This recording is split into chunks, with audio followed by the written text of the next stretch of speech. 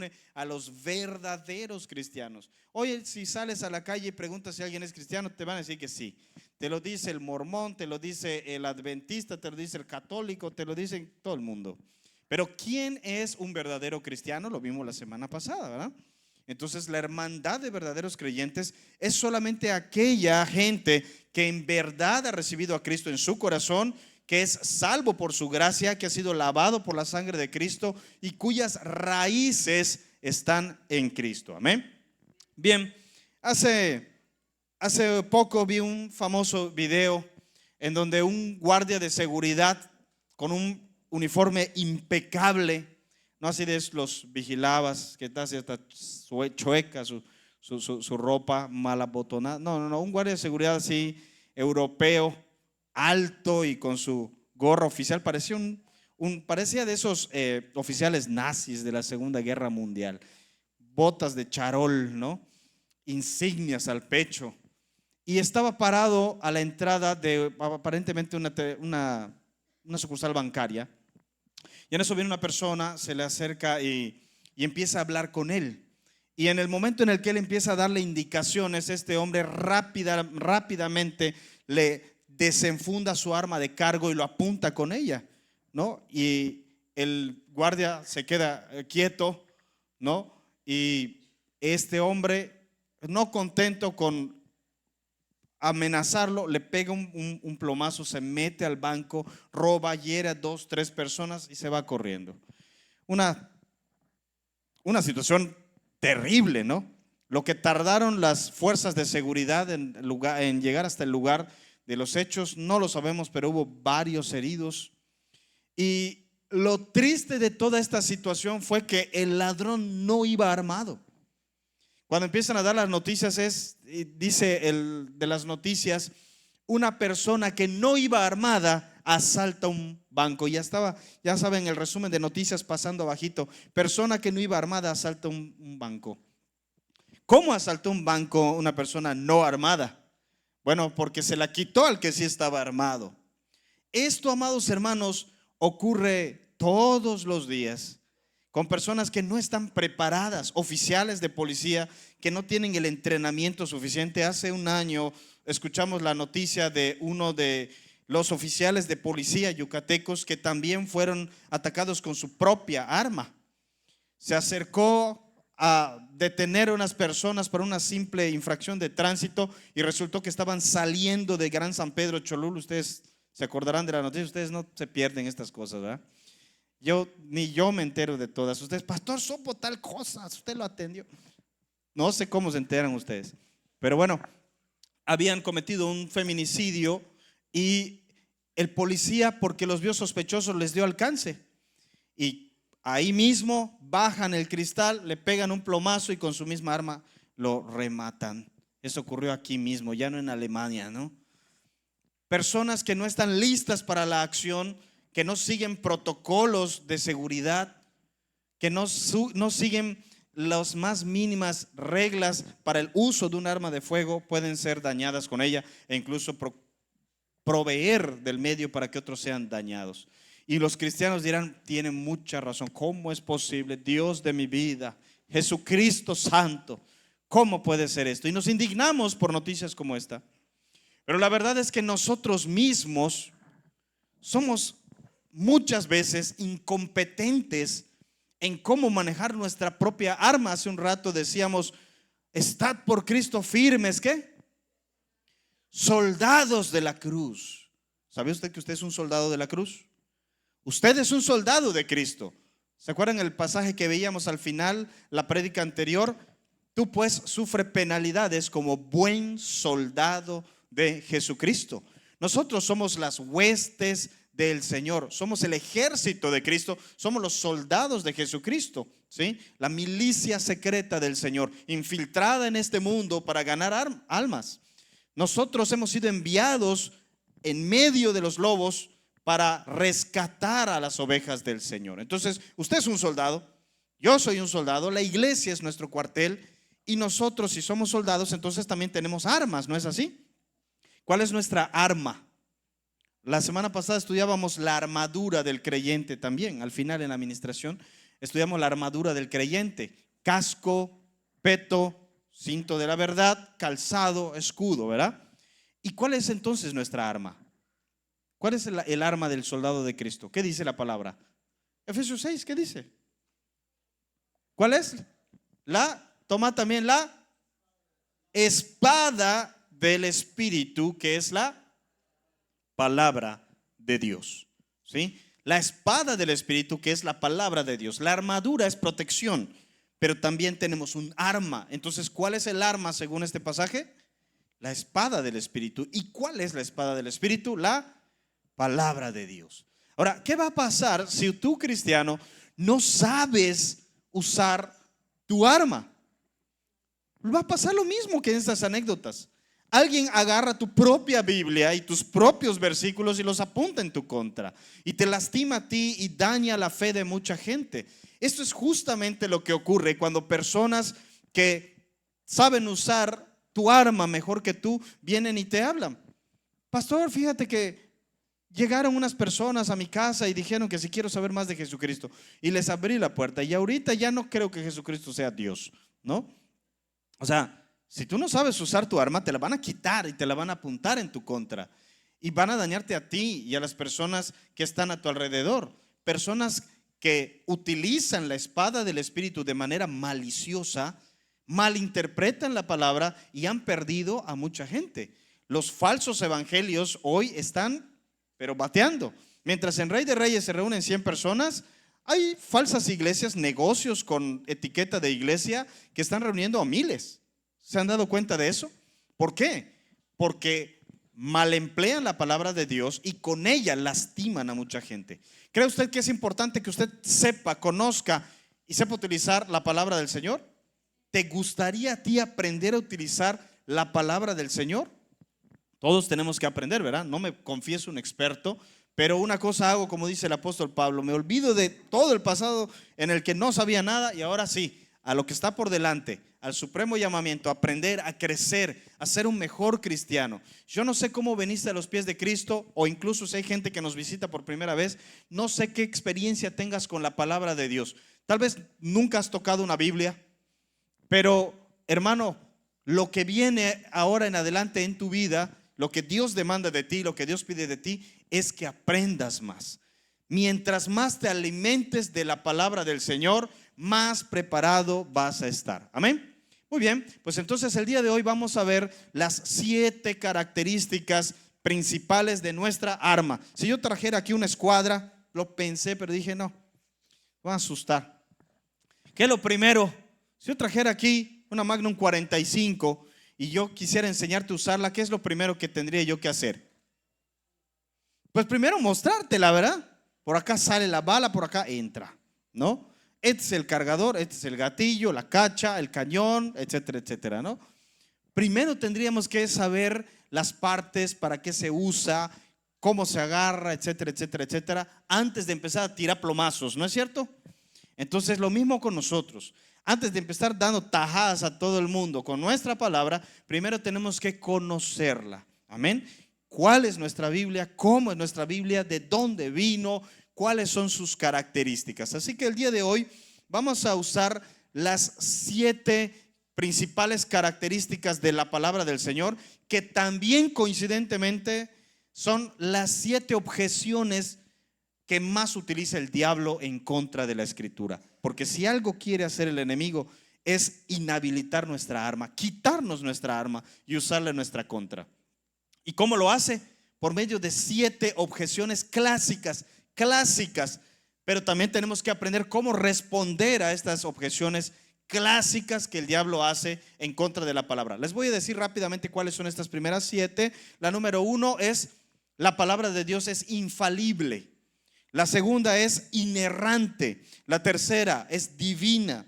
La cuarta es suficiente. La quinta es inspirada. La sexta es inmutable. Y la séptima es viva. Son las 7 primeras principales características que debemos de saber de la palabra de Dios.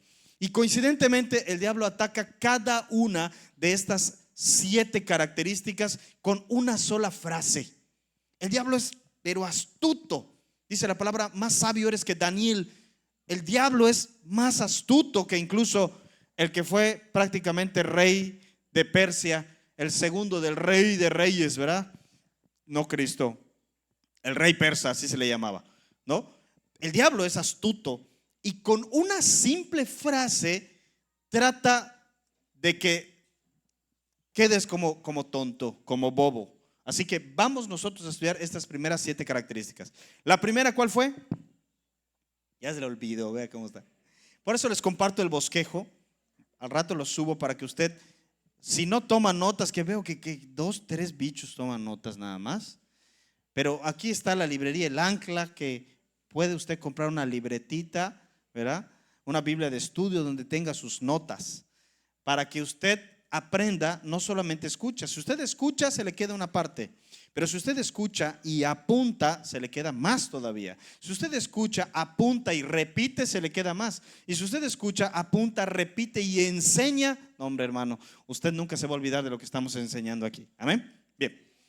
Número 1, la palabra del Señor es infalible. Digan todos, la palabra de Dios es infalible. Bien. Juan 17, 17. Vamos ahí. Juan 17, 17. Juan 17, 17. Deme chance que no tengo mis lentes por acá. Acá está. Dice, habla el Señor Jesucristo en su oración sumo sacerdotal y dice, santifícalos, hablando de sus discípulos, ¿en qué? En tu verdad. Pero luego dice algo. ¿Qué dice? Tu palabra es. Entonces la palabra de Dios es verdad. La palabra de Dios es verdad. Entonces lo primero que tienes que saber, sin dudar, sin albergar la menor duda, hermano, es que el libro que está en tus manos no es un libro cualquiera.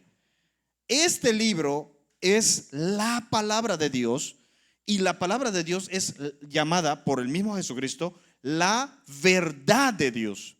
Y si es la verdad de Dios, tiene una característica, es infalible. Infalible. ¿Qué significa que la palabra de Dios sea infalible? Bueno, vamos a escuchar qué dice el diablo. El diablo dice, la Biblia son puros mitos y símbolos y leyendas y fábulas. La Biblia son puros mitos, símbolos, fábulas, no son cosas que deban ser tomadas de manera literal. Es el primer ataque del diablo. El diablo ataca la infalibilidad de la Biblia, haciéndonos creer que no debemos creer cada cosa que dice la palabra de Dios. Y acá hay una situación. Hay gente que cree que la Biblia contiene verdad, que la Biblia dice cosas ciertas, pero que no todas las cosas que dice la Biblia son ciertas. Entonces le están creyendo al diablo que dice, no, hay fábulas, hay mitos, hay leyendas, no todo lo debes de tomar literal. Justamente es uno de los ataques que el mundo hace al pueblo cristiano. Ustedes toman la Biblia muy literal, dicen. Y entonces, si logra el diablo meter este argumento en tu mente y en tu corazón, ya acercó su mano a tu arma de cargo para apuntarla en tu contra. Si logras tú creerle al diablo que efectivamente hay cosas que la Biblia dice y que no son verdad, pues ya logró su primer objetivo. A ver, entonces, a esta expresión que el diablo dice, la Biblia son puros mitos, símbolos, no es literal, ¿qué respondemos nosotros? No, la Biblia es verdadera en cada cosa que afirma. Eso significa infalible, que cuando afirma algo, lo que afirma es verdadero. Amén. Hay muchas cosas de las que la Biblia no habla, pero de las cosas que habla, todas ellas, en todas ellas, lo que afirma es verdadero, es verdad. Amén. Infalibilidad bíblica, todo lo que dice es verdad. Amén. Miren, vamos a ver un pequeño ejemplo, ¿no?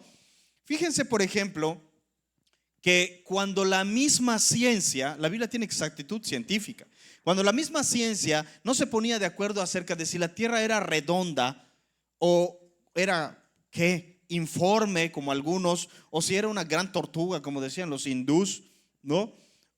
O si era una extensión cuadrada, un cuadrángulo como creían los mayas. La Biblia ya afirmaba que la tierra era redonda. Vean rápidamente, por ejemplo, Proverbios 8:29. Proverbios 8:29, ¿qué dice?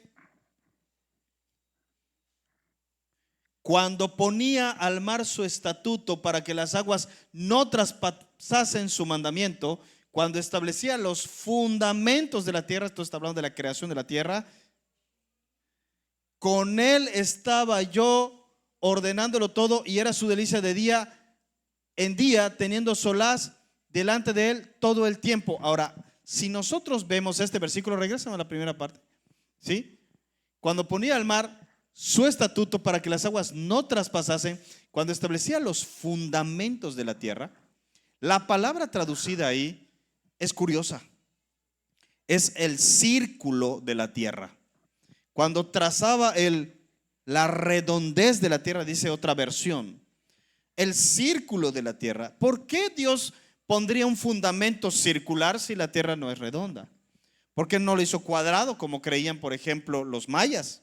O triangular como decían los chinos, o romboide como creían los egipcios. Era una pirámide hacia arriba y una pirámide invertida, un rombo, ¿no? Con trazo cuadrangular. O informe como creían los griegos, amorfa le dicen ellos. En cambio, la palabra de Dios afirmaba que no, el fundamento de la tierra es un círculo. Vean este otro ejemplo, Isaías 55:10. Muchos años, casi 1500 años antes de que la ciencia estableciera la verdad del ciclo del agua, que el agua de la tierra, efectivamente, el agua que caía del cielo, efectivamente venía de la misma agua que estaba en la tierra. ¿Qué dice Isaías? Porque como desciende de los cielos la lluvia y la nieve, y no vuelve allá antes de que, sino que riega la tierra y la hace germinar y producir, y da semilla al que siembra y pan al que come. ¿Qué dice? Así será mi palabra que sale de mi boca, no volverá a mí vacía, sino que hará lo que yo quiero y será prosperado en aquello para lo que lo envié.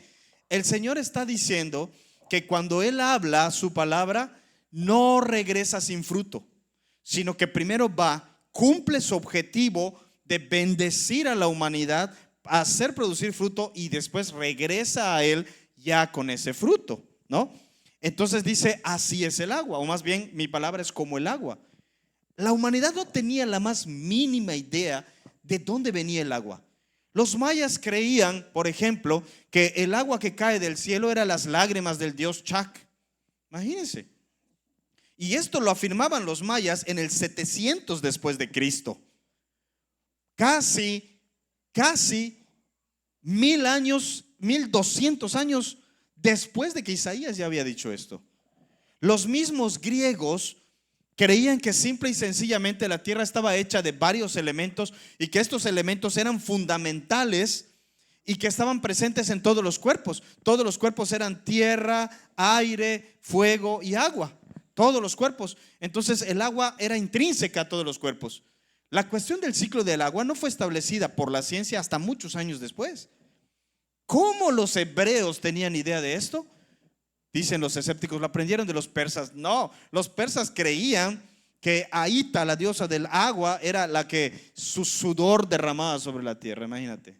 Entonces, en este mismo tiempo en el que los hebreos estaban cautivos ahí, los hebreos sabían que, por el contrario, el agua era enviada del cielo, caía, regaba la tierra, la hacía germinar y producir, y posteriormente subía de nuevo al cielo para volver a caer. Y era esto el ciclo del agua.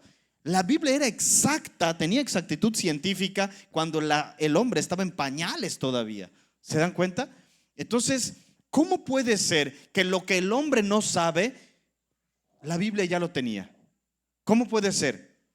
Porque no es palabra del hombre, es palabra del Señor. Amén. Entonces esto que dice el diablo, no, la Biblia son puros mitos, no lo tomes literal, no es cierto. No, hermano, cuando el Señor afirma algo, es infalible en ello. ¿Por qué es infalible? Pues, hermanos, porque Él lo creó todo. Amén.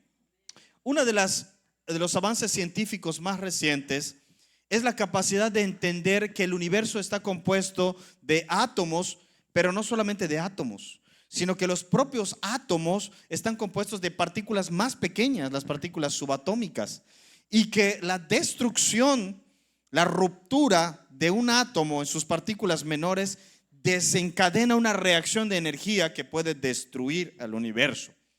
Esto la ciencia apenas logra entenderlo, aún a la fecha apenas lo está logrando entender, pero si vamos a las primeras épocas, fueron a principios del siglo XX, o sea, estamos hablando de 1900 años después de que Pedro afirmara que la destrucción del universo vendrá por fisión atómica. Segunda de Pedro capítulo 3 versículo 12.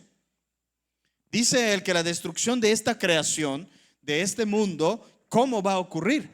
Va a ocurrir porque los elementos, y la palabra que usa es exactamente la que los filósofos griegos usan para las partículas atómicas.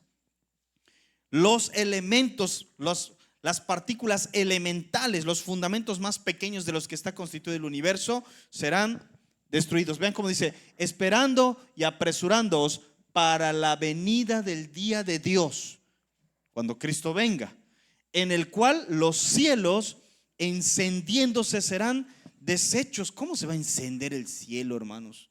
Es un concepto que la misma ciencia no entiende todavía.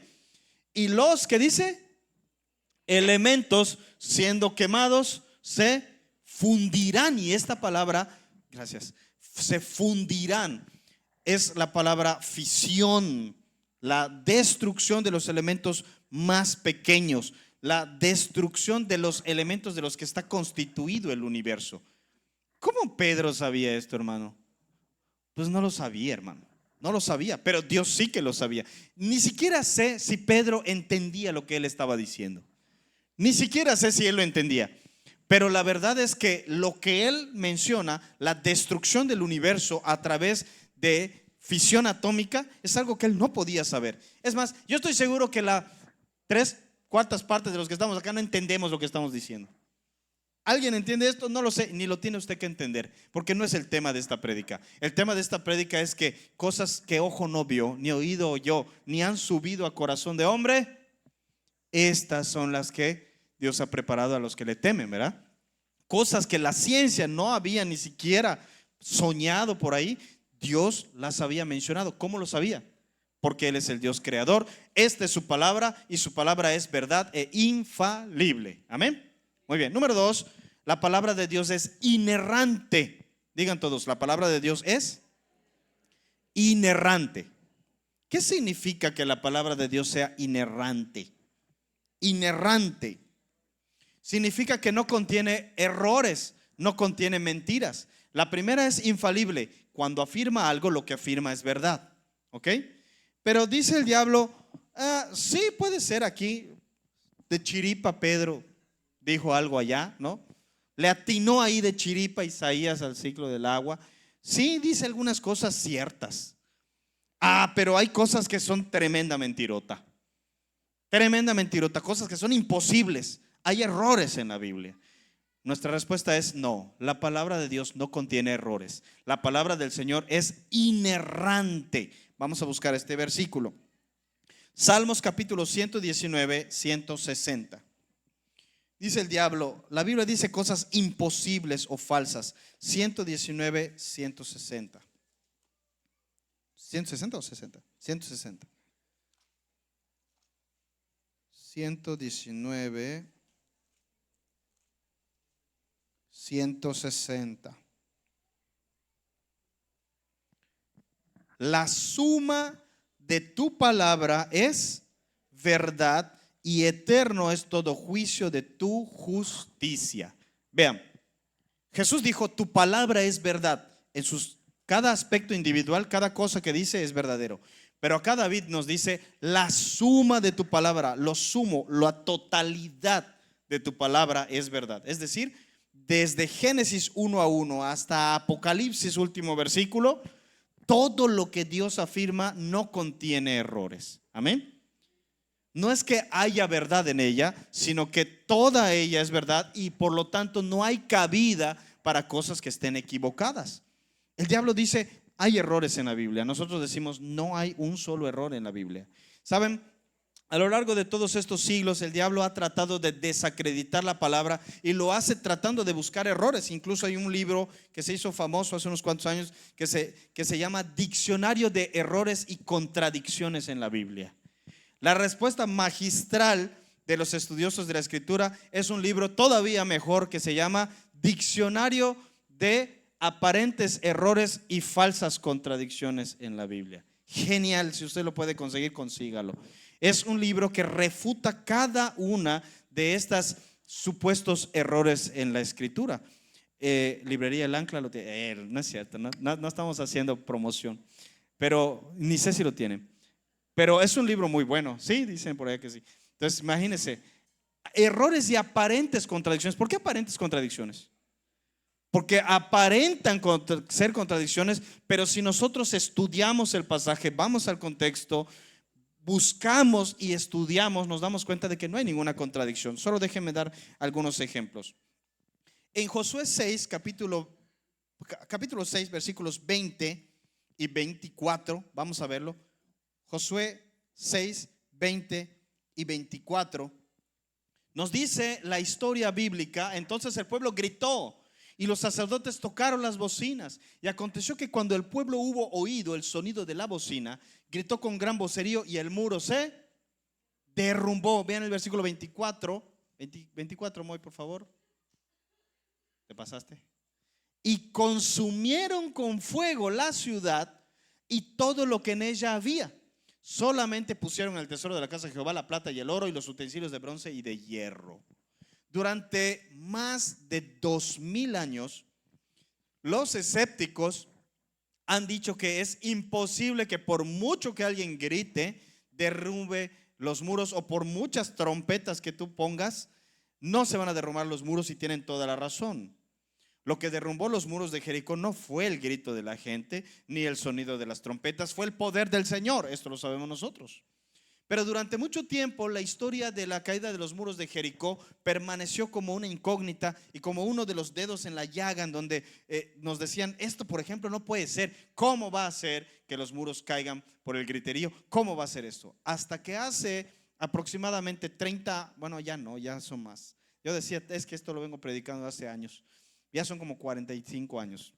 Se excavó la región de Jericó y se encontraron los muros originales de Jericó, datados con carbono 14. Se encontró que era perfectamente, exactamente la misma fecha. Usted puede corroborar lo que estoy diciendo. Si quieren, les vamos pasando los links y la bibliografía para que usted las vaya viendo. Al que le encanta esto, nerds, sean bienvenidos, y puede buscarlo y corroborar lo que yo digo. Se excavaron y encontraron algo muy curioso. Hay incluso un documental de History Channel donde se explica una parte de lo que estoy diciendo. Se encontró que la zona había quedado totalmente quemada, excepto una parte, la parte que estaba por debajo de los muros. Y cuando se empezó a estudiar la estructura de ingeniería de los muros, se encontró que los muros de la ciudad de Jericó no habían caído hacia adentro como en cualquier sitio o asedio hubiera ocurrido, sino que los muros de Jericó habían caído hacia afuera. Y esto es totalmente imposible por la gravedad, porque el muro de Jericó había sido construido al pie de una colina. Y entonces la pendiente de la colina estaba en contra del sentido de la caída de los muros. Pero el fuego del que habla Josué fue la prueba definitiva, porque el fuego mostraba exactamente de qué lado habían caído los muros. Entonces la caída de los muros de Jericó demostró haber ocurrido de una manera que no puede ser explicada por la ciencia. Fue un derribe completamente sobrenatural, como si las voces o los gritos o el poder de Dios hubiera derribado los muros en contra de la gravedad. ¿Y por qué hizo esto Dios? Pues precisamente para que nadie cuestione su palabra, que cuando Él dice algo se encuentre que es verdad. Y así la arqueología bíblica es una de las ramas de la ciencia que más ha corroborado nuestra fe y que más ha corroborado a la Biblia. Otro ejemplo de la arqueología bíblica, por ejemplo, muy reciente. Hace un tiempo En 2 de Samuel 5:8 se habla de unos famosos acueductos. Aquí lo podemos ver. Y dijo David aquel día: todo el que hiera a los jebuseos suba por el canal y hiera a los cojos y ciegos aborrecidos del alma de David. Por eso se dijo: ciego ni cojo entrará en la casa.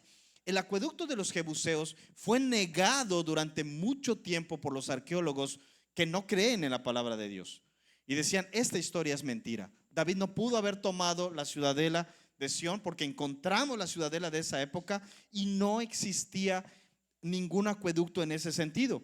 Hay un torrente, un flujo de agua en Jerusalén que se llama el torrente de Cedrón, y ninguna de sus ramas iba hacia la ciudadela de David.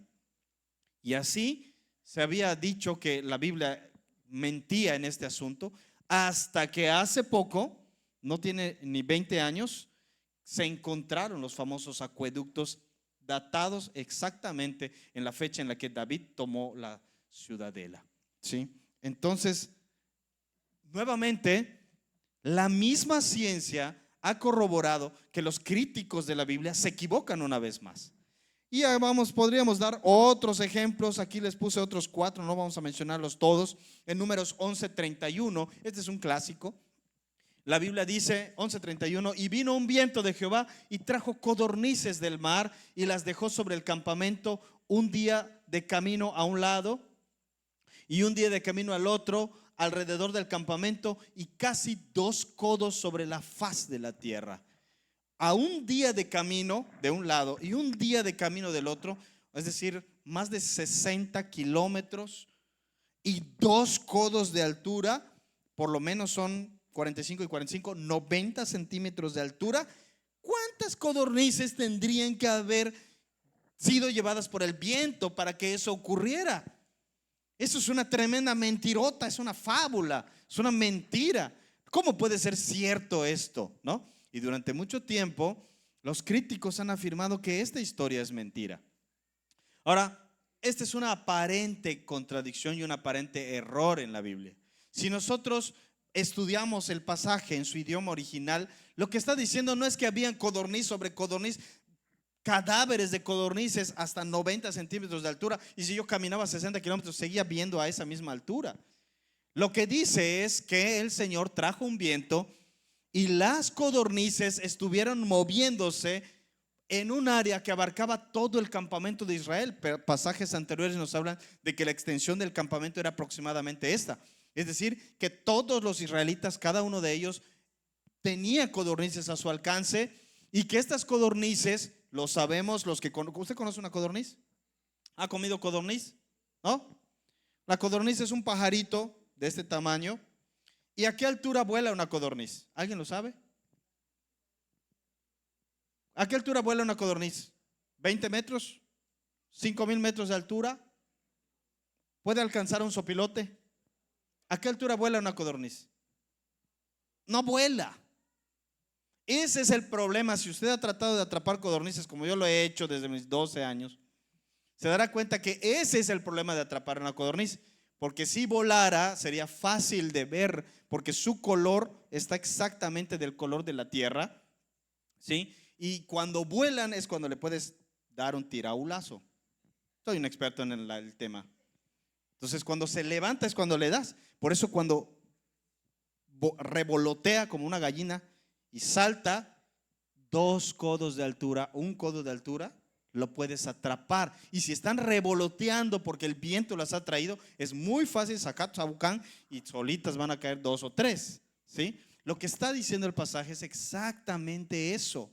Ellos estaban quejando de que no tenían carne, y Dios trajo a través de un viento solano, arrastró una parvada de codornices, y el viento las estaba haciendo girar en un radio de 30 kilómetros a la redonda, 30 y 30, volando a la misma altura, de tal forma que fue muy fácil para ellos atrapar todas las que necesitaran. ¿Dónde está lo imposible en esto? Entonces, nuevamente quedaron como payasos, ¿verdad? Dios no miente. Lo que dice la palabra es verdad, y cada cosa que dice es cierta. Cuando usted encuentra una aparente contradicción, es eso, una aparente contradicción. Amén. La palabra de Dios es infalible y es inerrante. Muy bien. Número 3, la palabra de Dios es divina. Segunda de Timoteo 3:16. La palabra de Dios es divina. Segunda Timoteo 3:16. Bueno, lo tengo más rápido aquí. Toda la escritura es inspirada por Dios y útil para enseñar, para redarguir, para corregir, para instruir en justicia, a fin de que el hombre de Dios sea perfecto, enteramente preparado para toda buena obra. Bien, el diablo dice: ¿quién escribió la Biblia? La escribieron simples hombres. Por eso la mujer no puede ser pastora, porque hombres lo escribieron. ¿Cómo no? Por eso la Biblia odia a los gays, porque pues lo hicieron hombres heterosexuales, blancos. ¿Qué más? Blanco, heterosexual. Ajá, qué bueno que no hay feministas aquí. Al menos feministas radicales, ¿no? ¿Cómo no va la palabra del Señor a ser como es? Porque no es la palabra del Señor, es la palabra de simples hombres. Bien, no, hermanos. El libro que usted tiene en sus manos es un libro divino.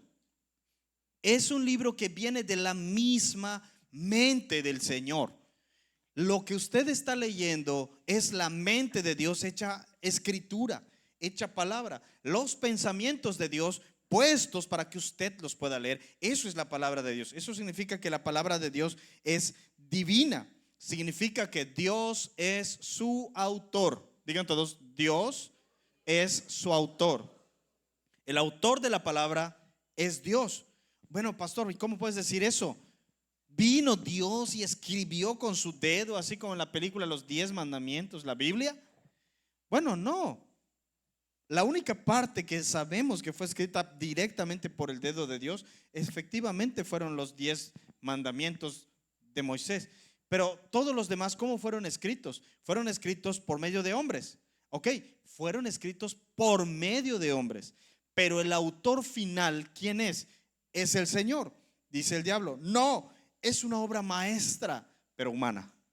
Es una obra maestra, lo reconozco, pero humana. No, hermanos. Su supranaturalidad es evidente. ¿Cómo? Ya dimensionamos algunas cosas que los hombres no podrían haber sabido y las escribieron.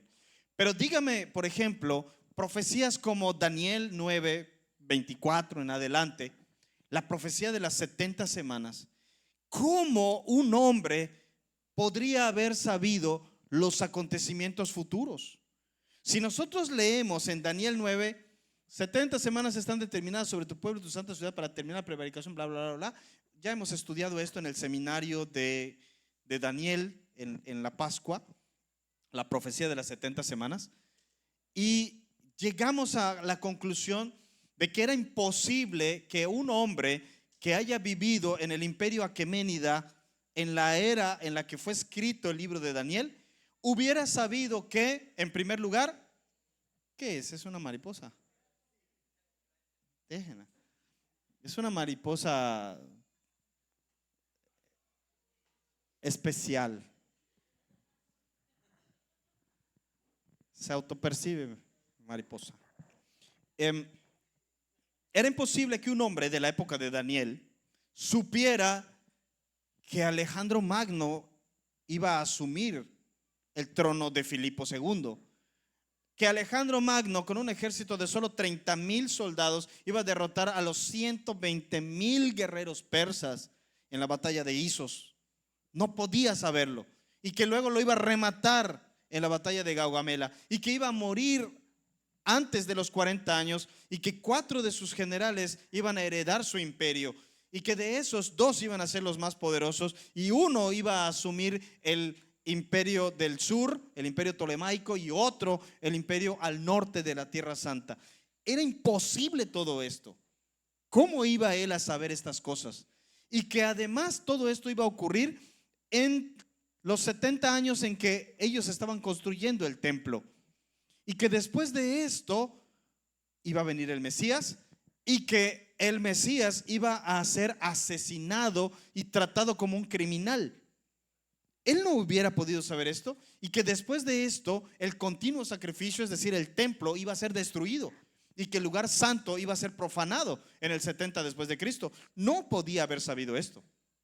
No podía haber sabido que tras el imperio griego iba a venir el imperio romano, que iba a ser un imperio diferente, un imperio que destruiría la cultura de las colonias a las que llegara y que iba a perdurar incluso por milenios, y que este imperio romano iba a evolucionar en una multitud de pequeños estados europeos que iban a permanecer por miles de años hasta la fecha. ¿Cómo iba a saber esto? ¿Hay forma de que un hombre entendiera esto?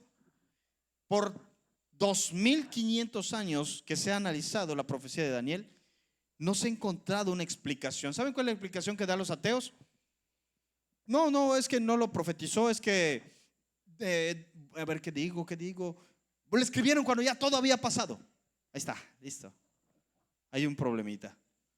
Hay un problema. El análisis textual del libro de Daniel deja sin lugar a dudas que la persona que lo escribió tuvo que haber vivido durante el gobierno o de Artajerjes o de Darío. Tuvo que. Y entonces, solo queda la respuesta cristiana. La palabra de Dios, aunque fue escrita por hombres, no proviene de conocimiento humano.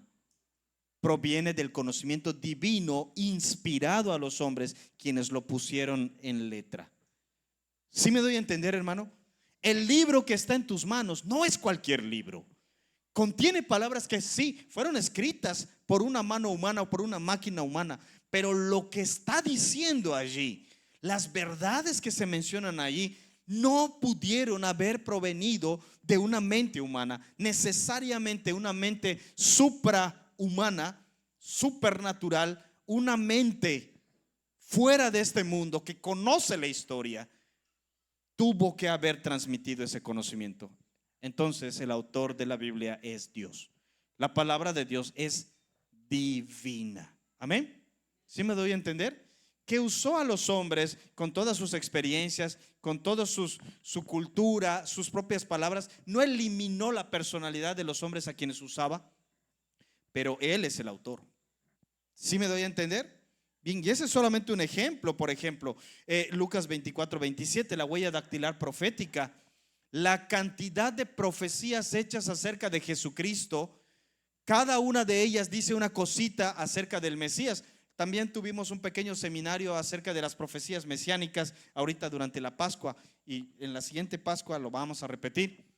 Y analizamos las profecías mesiánicas y decíamos, no es posible que la misma persona cumpla profecías como va a entrar en un burrito en Jerusalén 490 años después de la construcción del templo. No es posible que alguien cumpla esa profecía y al mismo tiempo, por ejemplo, sea heredero de David por dos líneas, por la materna y por la paterna. El simple hecho de que sea heredero de David, tanto legalmente por el lado de José como naturalmente por el lado de María, es algo prácticamente imposible. Y que además sea una persona que viviera en Nazaret y cuyo ministerio fuera en Galilea, pero que muriera en Jerusalén y que muriera como un criminal, que fuera juzgado por el Sanedrín y que muriera colgado de un madero, y que dijera, y cada profecía es una pequeña línea de la huella dactilar. Y cada una de esas profecías fue perfecta y exactamente cumplida por Jesucristo. ¿Cómo puede ser esto, hermano? Les decía en el seminario de las profecías mesiánicas que la probabilidad ha sido calculada. Y la probabilidad de que una persona cumpla solo 40 de estas profecías es de 1 por 10 a la 40. O si le quitamos dos profecías que los ateos no nos aceptan, bueno, es de 1 por 10 a la 24. Es decir, la probabilidad es de 0.0000000 24 ceros 1. Es más probable, hermano, que usted muera atropellado por un extraterrestre a que alguien cumpla las profecías que Cristo cumplió como el Mesías. ¿Te das cuenta? Es más probable que alguien calculó esto y dijo, es como si nosotros agarráramos un dólar, lo marcáramos con una X, una moneda de dólar, y llenáramos todo el estado de Texas con monedas de dólar hasta 1 metro de altura y después tiráramos esa moneda y la revolviéramos, la probabilidad de que alguien llegue a ese lugar, meta la mano y saque exactamente el dólar marcado es la misma probabilidad de que alguien cumpla todas las profecías mesiánicas que están en la Biblia. Así de probable es que otra persona sea el Mesías y no nuestro Señor Jesucristo. ¿Te das cuenta? Son cosas que son imposibles para la ciencia. Nuevamente, este libro que tú tienes no es un libro cualquiera, es un libro sobrenatural. Contiene la mente de Dios. Amén. Número 4, la palabra de Dios es suficiente. Gálatas 1:8. La palabra de Dios es suficiente. Ya vimos que es infalible, inerrante, divina. Ahora la palabra del Señor es suficiente. Gálatas 1:8 dice: mas si aún nosotros o un ángel del cielo os anunciare otro evangelio diferente del que os hemos anunciado, maldito sea, sea anatema. Maldíganlo, sea un maldito. Y es una palabra fuerte decir sea anatema. Es un insulto, ¿sí? Entonces, el que predica un evangelio diferente se hace acreedor de una fuerte maldición. Ahora, Apocalipsis capítulo 22, verso 18. Yo testifico a todo aquel que oye las palabras de la profecía de este libro. Si alguno añadiere a estas cosas, Dios traerá sobre él las plagas que están inscritas en este libro. Y si alguno quitare de las palabras del libro de esta profecía, Dios quitará su parte del libro de la vida y de la santa ciudad y de las cosas que están escritas en este libro. Le pones algo a esto o le quitas algo a esto, al infierno.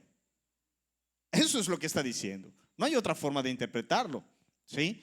No hay otro evangelio, no hay otra palabra. La palabra del Señor de Génesis a Apocalipsis es la palabra inspirada de Dios y no necesitamos saber nada fuera de ello. Eso es lo que significa la suficiencia de las Escrituras. La palabra de Dios es suficiente, significa que contiene toda la verdad hablada por Dios. Contiene la verdad, solo la verdad, nada más que la verdad y toda la verdad, ¿sí? No hay más.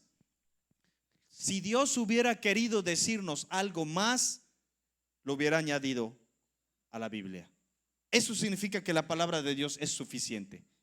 De tal manera que esos falsos evangelios en donde una persona dice: oh, me está llegando un mensaje del cielo, ahí me está hablando el Señor, ahí me está hablando, ahí lo va a decir, ahí lo va a decir, ¿no? Oh, Dios te dice esto. ¿Dios te dice esto? Si Dios te dice esto, ¿por qué no está en la Biblia? Porque si alguien añade palabras de Dios a la palabra de Dios, ¿qué dice la palabra? Que Dios va a traer sobre él todas las maldiciones que están escritas en esta palabra, ¿sí? Entonces, la palabra de Dios es suficiente. Nosotros creemos que toda la verdad que Dios ha querido hablar para poder salvarnos está en la palabra de Dios y no necesitamos nada más. Usted, una vez escuché a una persona decir: dejé de ir a la iglesia y me dediqué a viajar para encontrarme a mí mismo y a ver si encuentro a Dios. Y empecé a explorar y a escuchar personas y versiones para buscar a Dios. Hermano, usted no tiene que salir de ningún lado para encontrar a Dios, porque todo lo que necesita saber de Dios está al alcance de su mano. Usted debería sentirse honrado de que de todas las personas de este mundo, Dios le ha acercado a él y le ha acercado a su palabra. Si tú quieres conocer a Dios, lo que tienes que hacer es conocer su palabra. Esa es la suficiencia de las Escrituras. No hay nada acerca de Cristo que nosotros tengamos que investigar fuera de la Escritura.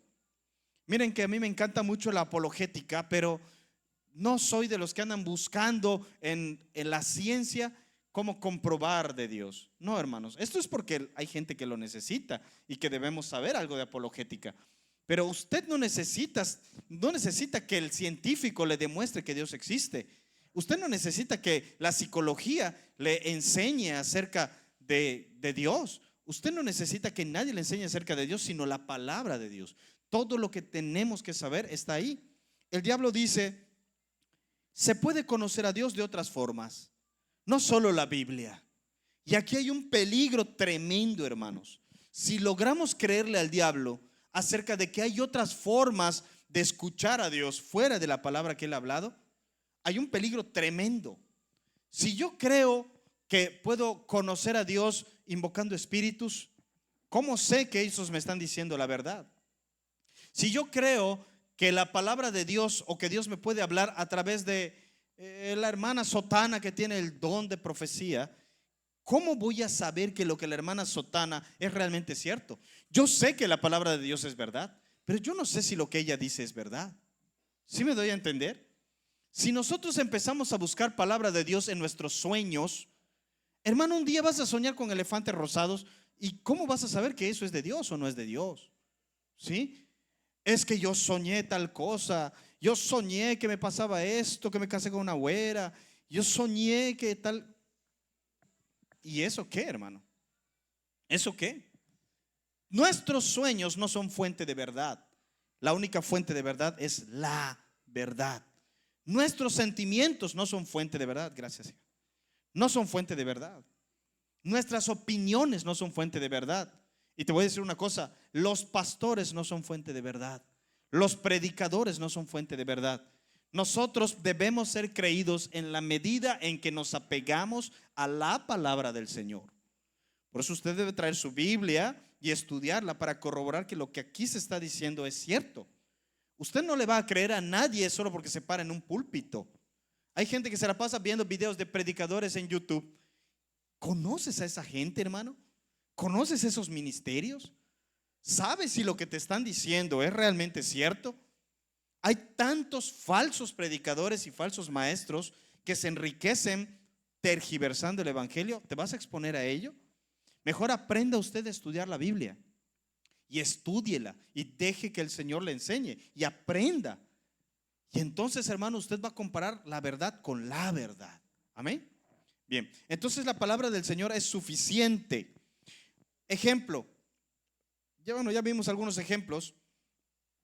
Primera de Timoteo capítulo 4 versículo 1. ¿Cómo voy de tiempo? Voy lento, ¿verdad? Ok, voy un poquito más rápido. Nos dice, pero el Espíritu dice claramente que en los últimos tiempos, los postreros tiempos, algunos ¿qué? Apostatarán de la fe, escuchando ¿qué?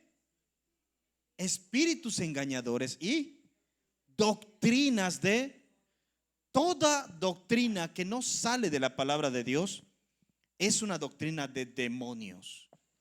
Se lo voy a explicar y se oye fuerte esto que estoy diciendo, pero esta es la verdad. No existen muchas verdades, hermano. Oh, voy a salir a ver qué dicen el catolicismo, qué dice el mormonismo, a ver dónde. A ver, ¿será que si yo me pongo a escuchar doctrinas de demonios, yo encuentro a Dios? No, es absurdo. No puede ser. La verdad solamente se encuentra en la verdad, la palabra del Señor. La única verdad es la de la Escritura, hermano.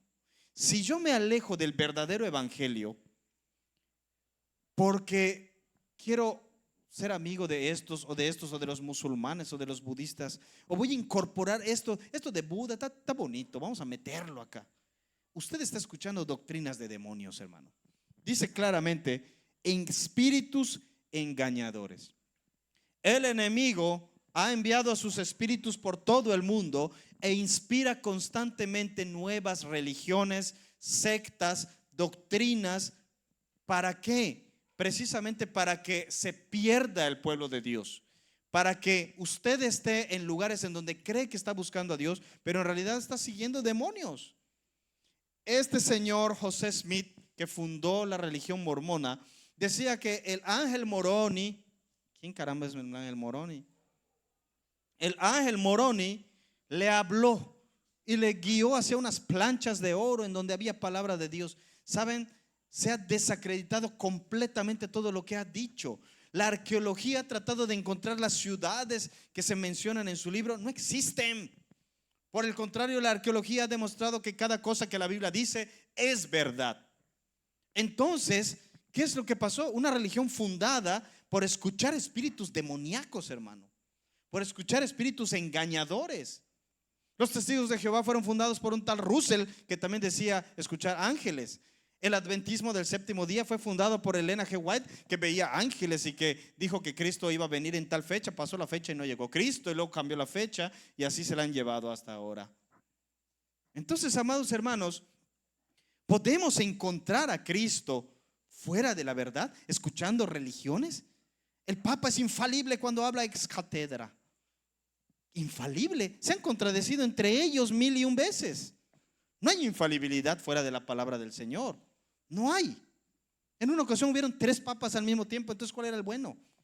No hay tal cosa como que un hombre sea infalible. Solo la palabra de Dios es infalible. Amén. Entonces la palabra del Señor es suficiente. No necesitamos escuchar ni a sueños, ni a profetas, ni a supuestos apóstoles. Nosotros tenemos que escuchar la voz del Espíritu Santo en la palabra del Señor. Amén. Bien. Número 5, la palabra del Señor es inspirada. Vamos un poquito más rápido. Segunda de Pedro 1:21. Segunda de Pedro 1:21. ¿Significa que fue escrita por hombres? Sí, pero dirigidos por Dios. Cuando dijimos que es divina, dijimos que Dios es su autor. Aquí decimos que Dios es su autor, pero usó a hombres. Dice, porque nunca la profecía fue traída por voluntad humana, sino que los santos hombres de Dios hablaron siendo inspirados por el Espíritu Santo. La palabra del Señor es palabra que vino hasta nosotros porque el Espíritu Santo habló al corazón de estos hombres y ellos escribieron. El diablo dice esto: no todo lo que dice viene de Dios, cada uno escribió lo que quiso. Por ejemplo, aquí el apóstol Pablo dice: esto digo yo, no el Señor. ¿No? Pablo lo está diciendo, no el Señor. Cuidado, no hagas lo que dice Pablo. No es de Dios eso, ¿no? Y hay gente que piensa que efectivamente hay partes de la Biblia que no deben de ser escuchadas porque eran la opinión del hombre, ¿no? Jesús mismo dice: Moisés les dejó divorciarse por su duro corazón, pero eso es Moisés, ¿no? No le hagan caso a Moisés. Entonces esa parte de la Biblia no es inspirada. No es así, hermanos. No es así. En la escritura, lo que sí es de la Biblia, cada palabra fue elegida por Dios. Y no solo la palabra, hasta la forma de las palabras. Creo que de hecho puse, sí, 1 Corintios capítulo 2, versículo 13. Aún la forma de cada palabra fue elegida por el Espíritu Santo. ¿Cómo? Eso no me lo pregunten. Lo cual también hablamos no con palabras enseñadas por sabiduría humana, sino con las que enseña el Espíritu. Las mismas palabras que el Espíritu Santo les enseñaba eran las que ellos pusieron. Y esta está todavía más gruesa. Según de Timoteo 1:13. Según de Timoteo 1:13 dice: retén la forma de las sanas palabras que de mí oíste. No solo las palabras, sino la forma de las palabras. Porque no es lo mismo decir, por ejemplo, en el principio era el verbo y el verbo era con Dios y el verbo era Dios, como dice la escritura, que decir como dicen los ruselitas, los testigos de Jehová: en el principio era el verbo y el verbo era con Dios y el verbo era un Dios. ¿Así lo dice? No dice el verbo era un Dios, dice el verbo era Dios. ¿Ven cómo simplemente cambiándole la forma podemos destruir una doctrina tan importante como que Cristo es Dios mismo? Si yo pongo que era un Dios, entonces no es igual a Dios. Es un Dios, sí, un chan Dios, pero no es el Dios. Y no es así, hermanos. Si nosotros cambiamos la forma de las palabras, entonces hasta la forma en la que está algo escrito es importante. Cada coma, como dice el Señor, ni una jota ni una tilde pasarán hasta que todo se haya cumplido. La jota y la tilde son esos puntitos y rayitas que en el hebreo son pequeños signos de puntuación que le dan sentido a una palabra. Dice el Señor, hasta eso es importante. ¿Ve por qué? Yo le enseño la palabra a mi hijo y cuando está aprendiendo un versículo, cada cosa, a ver, no es así. Juan 3:16, ¿cómo dice? Juan 3:16. Porque de tal manera amó Dios al mundo que ha dado a su Hijo unigénito para que todo aquel que en él crea. No, vuelvo a decir, le digo, para que todo aquel que en él crea No, vuélvelo a decir. Así lo dice. No, ¿cómo lo dice? Búscalo. Para que todo aquel que en él cree. No cambies nada de la palabra de Dios, tal como lo dice, para que todo aquel que en él cree no se pierda, mas tenga vida eterna. Hasta la forma es importante, ¿sí? Entonces la palabra del Señor es una palabra inspirada y cada cosa fue inspirada, hermanos. Bien, y por último, la palabra del Señor es inmutable. Mateo 5:18. El diablo dice: no, hay malas copias. Cada quien tiene una Biblia diferente. Cada quien lo tradujo como quiso. 2000 años hace que escribieron eso que estás leyendo. ¿Cómo sabes que no copia de la copia? Hay teléfono descompuesto en la Biblia. Así dice el diablo. ¿Qué dice la palabra del Señor? Mateo 5:18. Porque de cierto os digo que hasta que pasen el cielo y la tierra, ni una jota ni una tilde pasará de la ley hasta que todo se haya cumplido. ¿Sí? Juan 10:35. Juan 10:35. Si llamó dioses a aquellos a quienes vino la palabra de Dios, y la escritura no puede ser quebrantada, y esa palabra que fue traducida como quebrantada es un término hebreo que significa no puede ser fraccionada, dividida, separada, alterada. La palabra de Dios no se puede alterar, no se le puede cambiar, es decir, gracias, es inmutable. Que la palabra de Dios sea inmutable significa que no cambia. Miles de años y no ha cambiado. ¿Usted le cree al diablo que dice que hay teléfonos descompuestos en la Biblia? No, porque es el diablo, ¿verdad? Pero ¿cómo demostramos que no es así? ¿Sí sabe qué es teléfono descompuesto? Ese juego en donde yo le digo una palabra, no sé, a Cristian, y le digo al oído: a ver, di esta frase, y él se la comunica a Ana Lilia, y Ana Lilia a la hermana Dulce, y así lo vamos pasando, y al final le preguntamos: oye, ¿qué dijiste? Y cuando lo comparamos, ya cambió completamente. Lo que dijo Cristian de lo que dijo el del fondo es totalmente diferente. ¿Por qué? Porque cada quien le añade de su cosecha, lo dice diferente, lo dice su propio estilo, y entonces cambia. Ahora escúcheme esto, hermano. Con todo libro escrito por el hombre, el teléfono descompuesto ha sucedido. Si nosotros leemos la Ilíada de Homero, que se cree que fue escrita aproximadamente en el 800 antes de Cristo, leemos una copia de la época aristotélica, del 300 antes de Cristo. Aristóteles hizo copias, una de ellas se la regaló a Alejandro Magno, que lo llevaba en su cabecera, famosa historia, ¿no? Y hay una de esas copias del 300 después de Cristo. Y la comparamos con una copia hecha, por ejemplo, por Plutarco en el primer siglo después de Cristo. Es otra historia. Otra cosa totalmente diferente. Las frases, las palabras, hasta los giros. ¿Cómo es posible que hasta los giros de la historia sean diferentes si solo habían pasado 500 años? E incluso el mismo Aristóteles afirma que había muchísimas malas copias de Homero circulando cuando apenas habían pasado 300 o 400 años antes de que se hubiera escrito.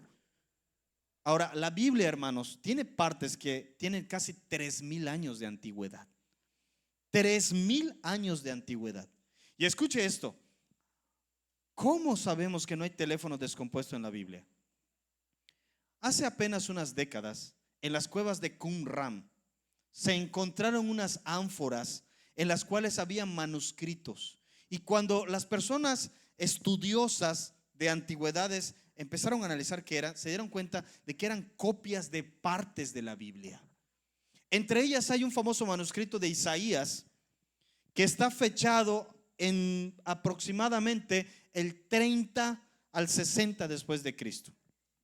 30 al 60 después de Cristo. Pero había un pedacillo que de alguna forma venía de una época anterior y que está fechado 100 años antes de Cristo. Cuando se comparó el texto, se digitalizó hace apenas unos cuantos años. Eso está disponible en Bible Project. Usted puede ver todo esto. Pongan Bible Project en el buscador y le va a llevar a todo el proyecto Biblia, de estudio científico de la Biblia. Se comparó este manuscrito de Isaías, que tiene 2000 años de diferencia, con las copias más modernas de la escritura, y el El match, le llaman los lingüistas, ¿cómo en español, cómo se dice? La comparativa es poner el viejo y el nuevo encima. Fue asombrosamente de un 96%. Alguien puede decir, ahí está, ese 4% es falso, ¿no? ¿Sabe cuál es el match más aproximado de cualquier obra escrita por el hombre? De hecho, la más copiada es Homero. ¿Sabe cuál es el match? 25%. O sea, ni siquiera un volado de que 50-50 que es verdad. Menos de eso. Obtener una tasa de acercamiento al 70% se considera una copia fiel. 70%. 80% es una copia exacta. ¿Cuánto es 96%, hermanos? Es algo que solamente Dios podría haberlo hecho. El grado de conservación de la fidelidad de los escritos que nosotros leemos en nuestra Biblia es asombrosamente sobrenatural. No hay un libro que sea más exacto que la Escritura. La copia que tú tienes, el saber que esas palabras que tú lees son exactamente las que Cristo dijo, no las puedes garantizar con nada. Con nada. Las contradicciones que hay en cualquier obra hecha por el hombre son asombrosas apenas con unos meses de que la había escrito. Le preguntaron a J.K. Rowling, la autora de los libros de Harry Potter, oiga, ¿y esto quién lo hizo? Y estaba respondiendo preguntas en una conferencia y de repente dijo, a ver, entiendan una cosa. Yo escribí estos libros y ni yo misma me acuerdo de qué dije al principio. No puedo tener todas las respuestas porque no soy Dios. Y Harry Potter no es la Biblia. Así que van a ver cosas que se contradicen. Acá dijiste que su bufanda era roja y aquí dices que es amarilla. Aquí fulano era negro y aquí es blanco. Obviamente porque fue escrito por el hombre.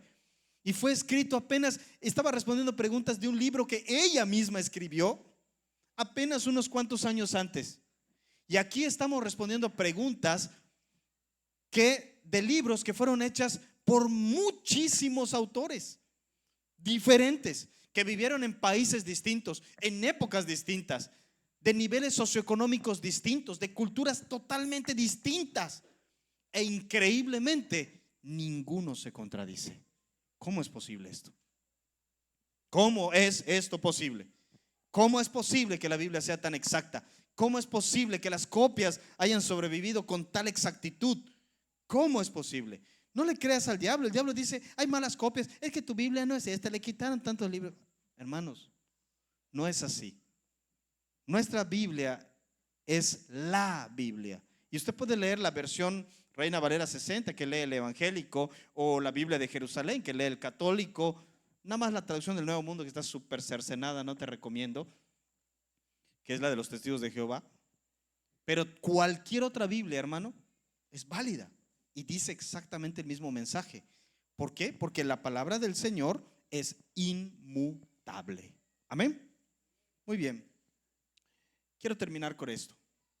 Quizá la característica más impresionante de la palabra de Dios y la prueba definitiva de su divinidad es la séptima característica.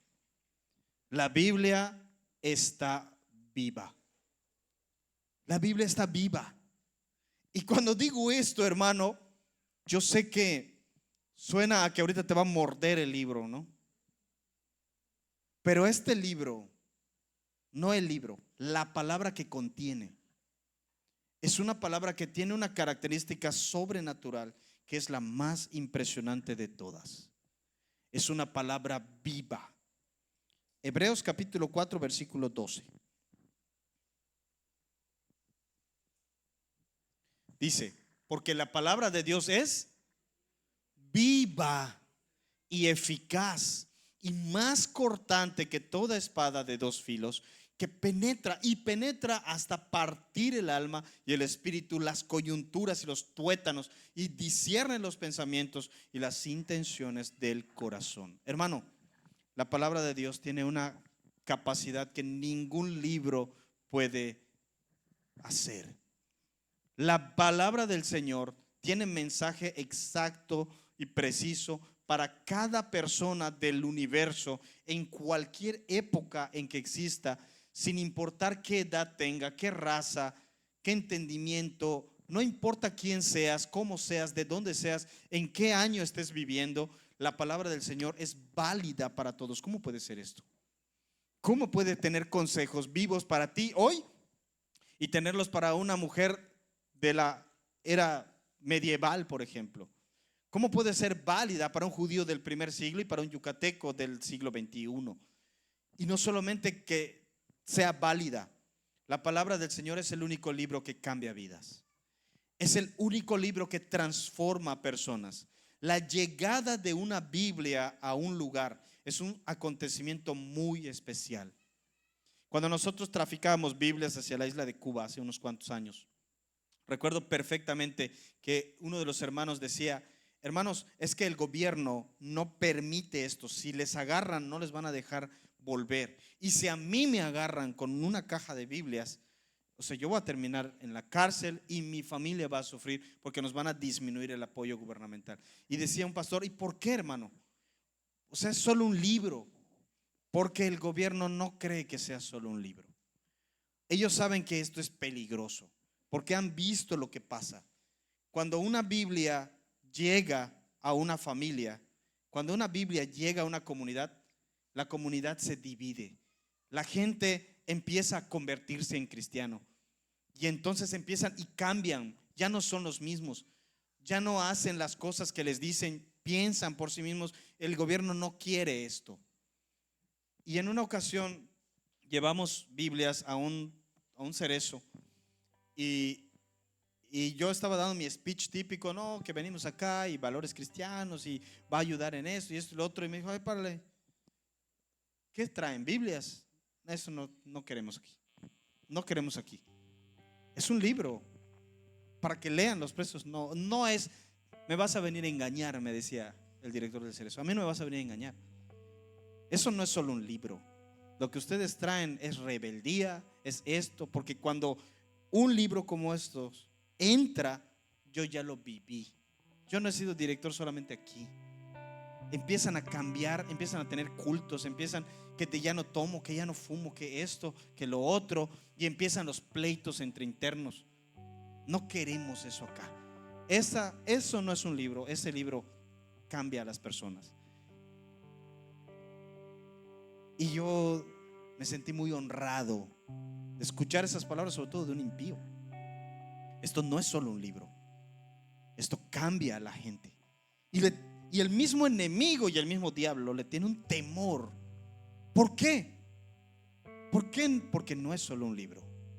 Porque la palabra viva que está en esas páginas hace algo que ni tú ni yo entendemos, pero cambia. Dice la misma palabra de Dios, no sé si tengo el versículo aquí, déjame verlo. Salmos 19:7. ¿No lo pones, Moy? Salmos 19:7. La ley de Jehová es perfecta. ¿Qué? Convierte el alma. Que convierte el alma. Las palabras que están ahí escritas, tú no lo sabes, no entiendes cómo. Yo no lo entiendo cómo. Es de una forma que no podemos entender, pero cambia nuestra forma de ser. De repente ya no te gusta lo que antes te gustaba. De repente ya no eres la misma persona. De repente empiezas a abrir tu mente. La venda cae de tus ojos. Tu corazón deja de ser duro. Empiezas a ser más sensible.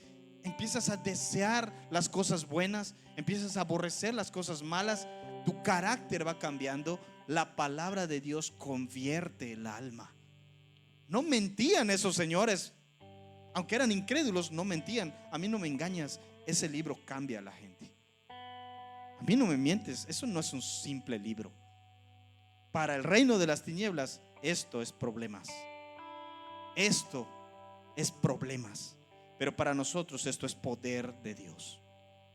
Esto es lo que decía el apóstol Pablo: no me avergüenzo del evangelio, porque es poder de Dios para salvación a todo aquel que cree. ¿Te das cuenta? Hermano, me siento triste cuando de repente veo cristianos que no entienden la grandeza de la palabra de Dios. No entienden esto que acabamos de decir. Está este libro allá calzando tu ropero. Está este libro allá empolvado, abierto en tu sala.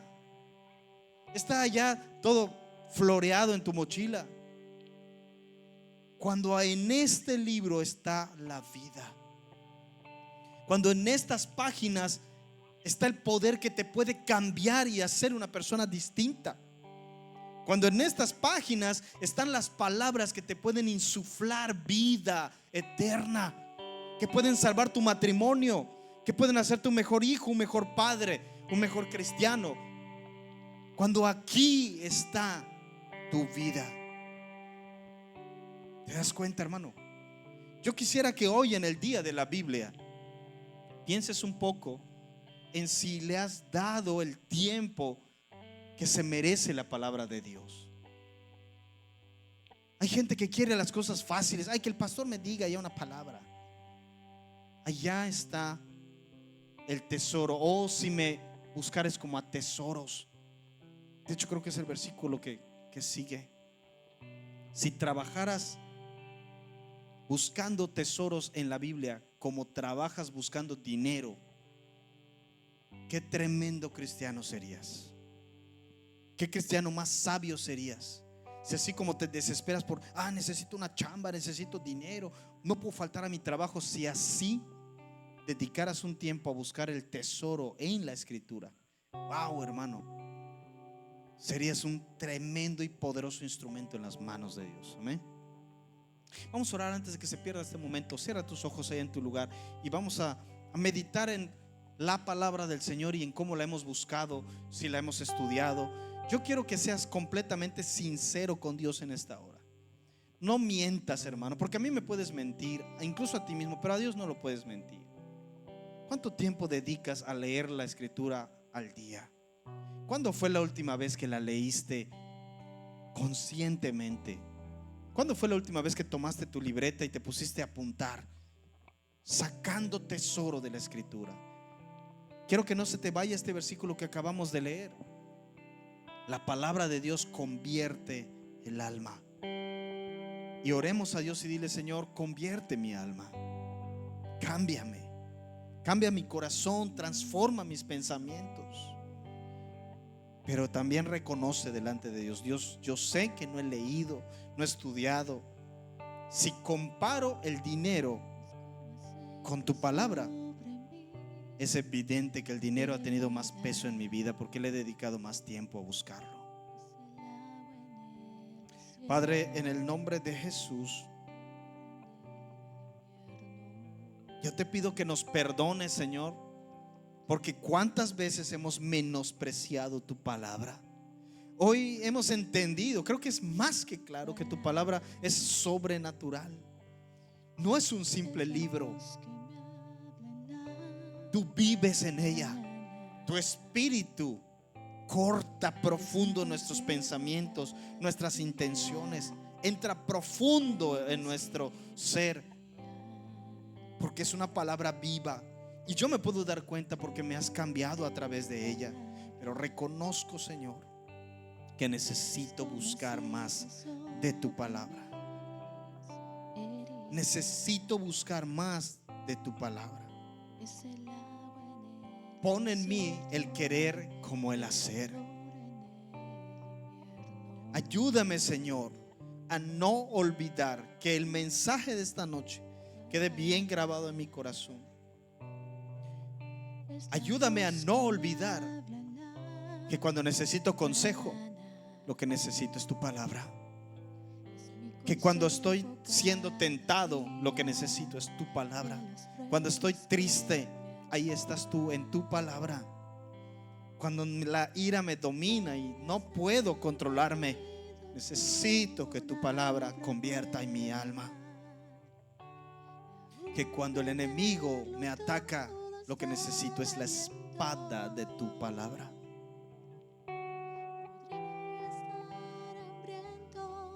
Proverbios 3:15 dice así: más preciosa es que las piedras preciosas, y todo lo que puedas desear no se puede comparar a ella. El tesoro más grande que tú puedes tener es la palabra de Dios. Antes de que terminemos este momento, quiero pedirte que tú hagas un compromiso con Dios. Hoy, en el día de la Biblia, hagas un compromiso con Dios a dedicar un tiempo diario a la palabra de Dios. Dile: Señor, que no se me olvide, aunque yo no quiera. Que se haga una disciplina, una costumbre, que se haga algo de todos los días. Buscar tu palabra. Que yo nunca olvide que de ello depende mi transformación, mi cambio, mi santidad. ¿Con qué limpiará el joven su camino? Con guardar tu palabra.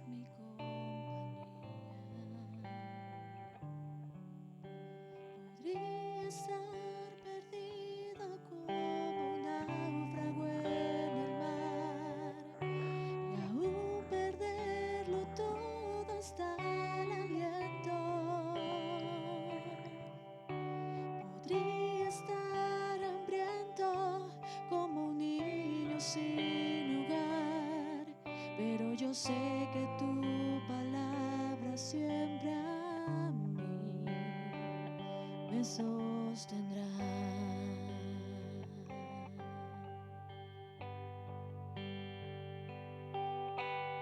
Tu palabra es como aceite sobre mis heridas, es el agua en el desierto y el calor en el invierno. Tu palabra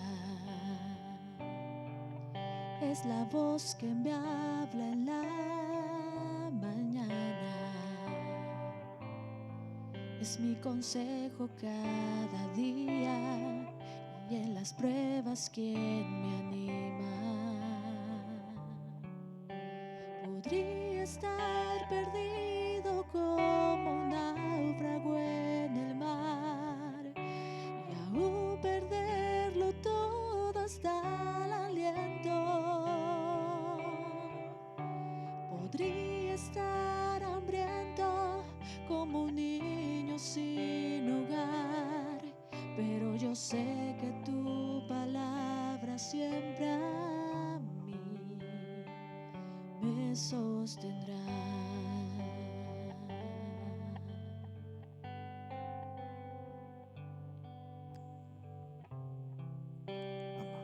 Amado Dios, te damos gracias por tu palabra. Gracias porque tú tocas nuestro corazón, Señor, y tú eres el que vive en nuestro corazón. Señor, permite escuchar a tu iglesia. Permite, Señor, que nosotros podamos entregarnos a ti y hacer un compromiso de conocerte y aprender más de ti. Señor, te lo pedimos en Jesús. Amén.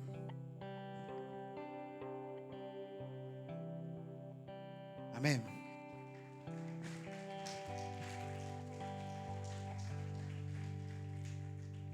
Bueno, mis hermanos, ha llegado el momento de las ofrendas. Si se dan cuenta, tengo una cajita, si no lo logran leer. Acá dice: regala una Biblia. Estamos en el mes de la Biblia, en el día de la Biblia, perdón. Y como temporada de mexicana, nosotros tenemos misiones. Entonces, uno de los proyectos que tiene la iglesia en esta temporada es que cada uno de nosotros pueda regalar una Biblia. Entonces, las Biblias aproximadamente cuestan 50 pesos. Si usted quiere donar una Biblia, regalar una Biblia, la cajita va a estar ahí donde estamos vendiendo las banderitas. Entonces, usted puede ir y poner aquí sus 50 pesos para regalar una Biblia. ¿Estamos? Amén, hermanos. ¿Lo entendieron? ¿Sí? Entonces, mis hermanos, si no tiene algún sobre, levante su mano para recolectar las ofrendas y los servidores les van a acercar un sobre. ¿Ya todos tienen? Vamos a ponernos de pie.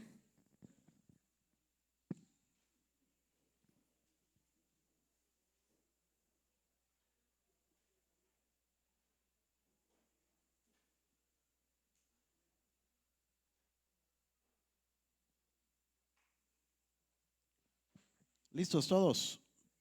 Vamos a orar y ahorita pasan los servidores por él. Cerremos nuestros ojos y demos gracias. Amado Dios, te agradecemos porque tú nos permites darte un poco de lo muchísimo que tú nos das. Señor, gracias por mis hermanos, Señor, que son dadores alegres. Gracias porque les has bendecido en su trabajo, Señor, y ellos pueden darte ofrenda hoy, Señor. Te pedimos que tú nos des fuerza, que nos des salud, Señor. En Jesús te lo pedimos y todos decimos amén.